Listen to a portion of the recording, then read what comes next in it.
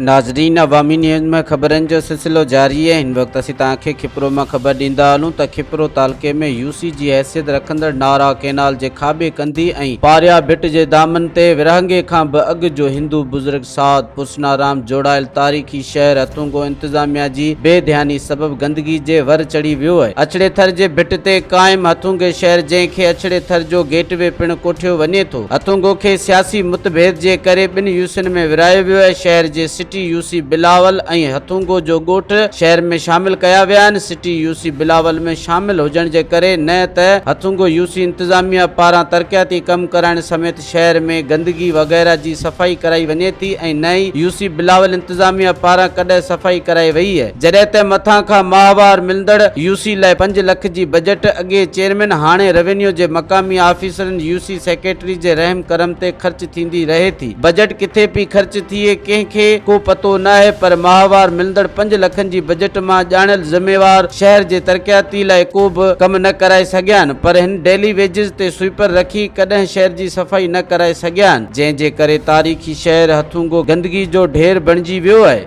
ये तव्हां ॾिसी रहिया आहियो काफ़ी अरसे खां मतिलबु इहो सूरत हाल आहे। काफ़ी हितां स्कूल शाइन पब्लिक ऐं घर हितां पूरो शाणी मोहल्लो आहे। काफ़ी घरनि अचण वञण में ॾाढी तकलीफ़ थिए थी। हथुंगो 2 यूसियुनि में विराइजी चुको आहे, हथुंगो बिलावल यूसी में ऐं हथुंगो सिटी।